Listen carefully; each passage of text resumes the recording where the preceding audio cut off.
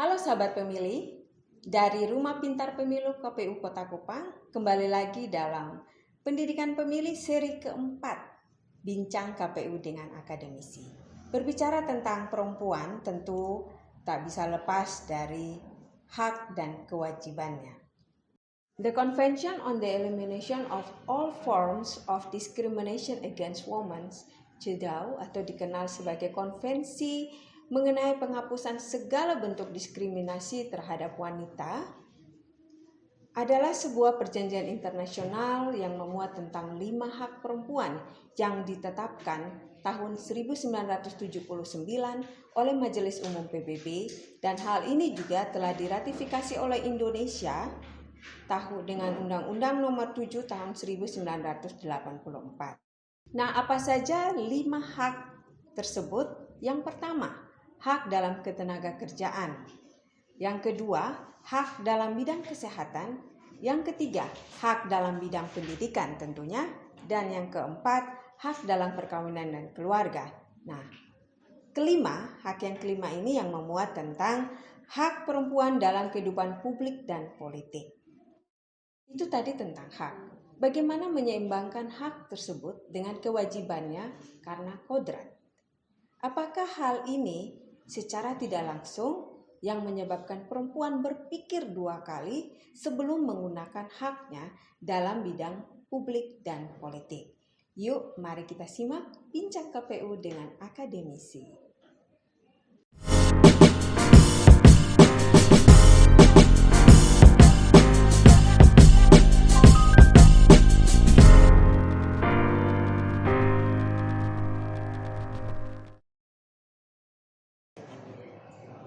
Selamat siang Ibu Yati, kami akan menanyakan beberapa hal.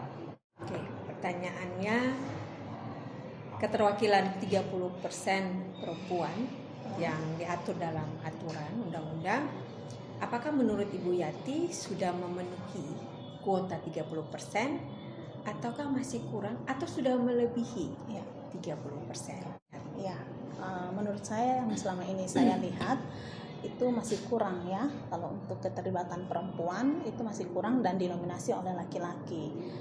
Salah satu contohnya ketika kita spanduk-spanduk yang dipasang di jalan itu kebanyakan yang saya lihat itu lebih banyak didominasi oleh laki-laki gitu. Nah, menurut Ibu Yati sendiri apakah juga perlu ya pandangan Ibu Yati bahwa perempuan itu perlu juga ada dalam posisi strategis misalnya dalam pemerintahan? Ya, menurut saya perlu ya, karena mungkin ada hal-hal yang berhubungan dengan perempuan yang hanya bisa disuarakan oleh perempuan itu sendiri, misalnya seperti perlindungan terhadap hak perempuan ataupun perlindungan terhadap anak-anak. Itu kan biasanya yang lebih menyentuh itu kalau dilihat dari peran perempuan, sisi perempuannya, perempuan itu lebih banyak menyentuh dan lebih banyak mengerti tentang peran-peran tersebut. Oke.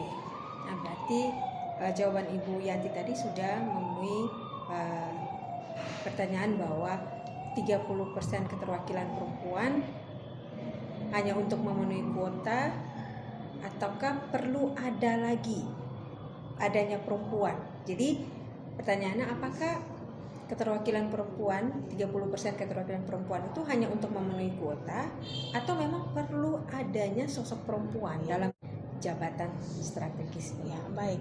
Peran perempuan ini sebenarnya kita tidak bisa anggap remeh mereka, jadi kita anggap bahwa itu hanya untuk pemenuhan kuota saja, karena seperti tadi saya sudah katakan bahwa ada peran-peran tertentu dan posisi-posisi strategis untuk perempuan yang hanya bisa disentuh oleh perempuan saja, seperti itu. Berarti perlu ya adanya sosok perempuan? Ya, perlu.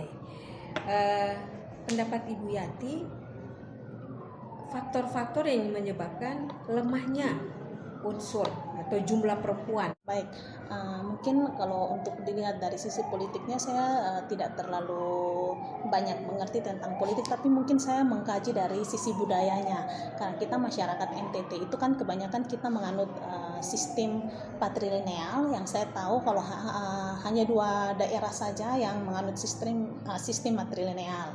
Nah, karena sistem tersebut akhirnya secara tidak langsung bahwa perempuan laki-laki itu ditempatkan posisinya lebih di atas dari perempuan atau lebih tinggi dari perempuan.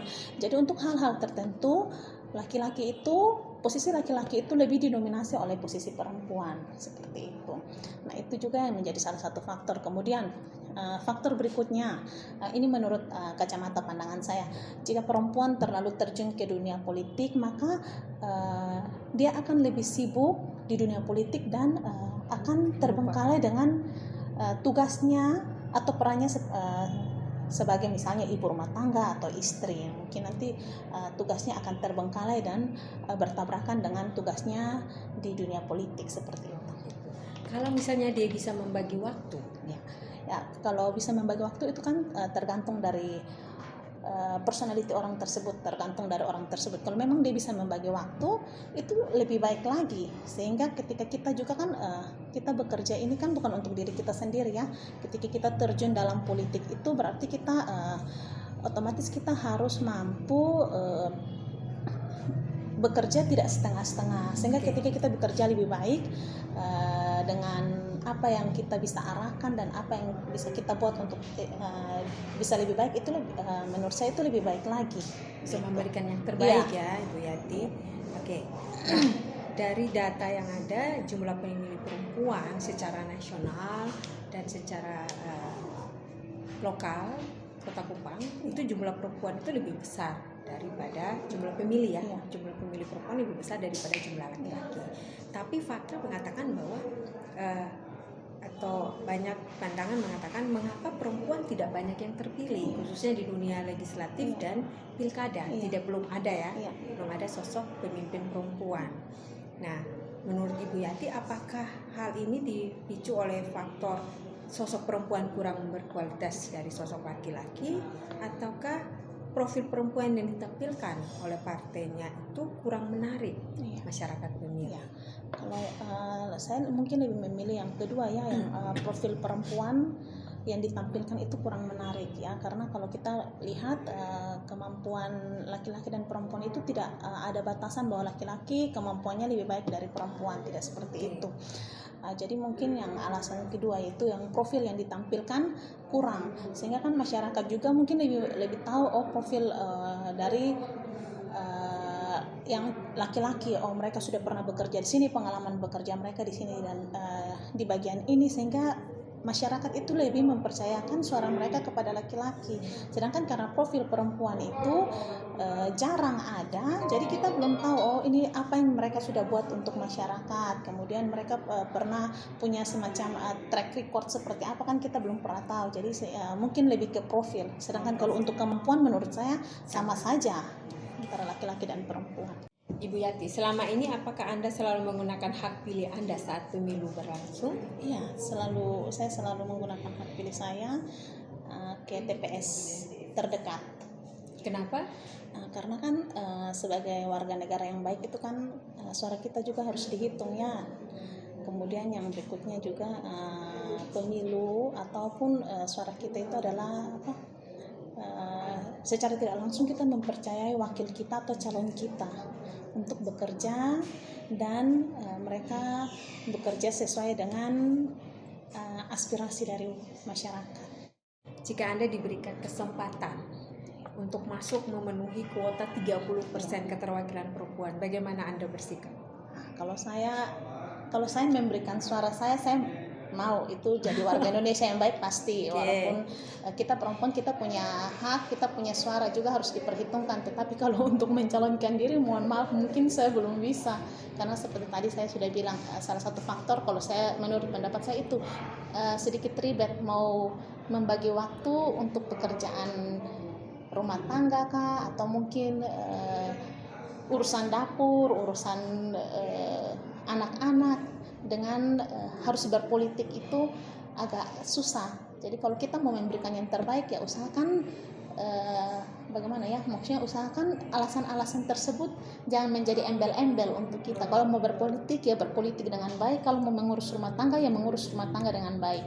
Tapi kalau memang bisa membagi waktu antara keduanya itu lebih baik lagi. Tapi kalau menurut saya belum bisa membagi waktu. Begitu. Anda sendiri kan wanita pekerjaan. Iya. Ya.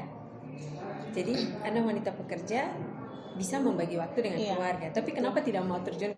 Itu menurut saya saya lihat saja dulu, selama ini kan kalau yang ada 3 tahapannya, dari pencalonan diri, kemudian pembagian kursi dan sebagainya. Tahapan satunya saya lupa. Tapi dari pencalonan diri saja saya lihat, itu banyak perempuan sudah tidak mau, itu didominasi oleh laki-laki. Ya seperti itu. Jadi saya berpikir ini perempuan kayaknya memang perempuan tidak belum cocok ada untuk mencalonkan diri seperti itu. Belum cocok atau memang tidak mau? Tidak mau, mohon maaf, tidak mau. Begitu. Kalau cocok kan kemampuan iya, bisa betul. ya, tapi tidak secara mau. Kemampuan, iya betul. Belum mau masuk ke dunia politik. Oke. Terima kasih Ibu Yati. Bincang-bincang siang ini dengan Ibu Yati, dosen bahasa Inggris dari Universitas Citra Bangsa. Meskipun banyak perempuan yang menyadari bahwa hak perempuan hanya dapat diperjuangkan oleh kaum perempuan karena perempuan yang paling paham apa yang paling dibutuhkan dan bagian mana yang perlu sentuhan perempuan, namun karena kodrat menyebabkan perempuan enggan atau berpikir 2 kali untuk menggunakan hak perempuan dalam publik dan politik. Hal ini tentunya menjadi catatan bagi kita dalam mendorong dan menaikkan jumlah keterwakilan perempuan dalam pemilu. Sampai bertemu dalam seri berikutnya, Bincang KPU dengan Akademisi. Salam demokrasi.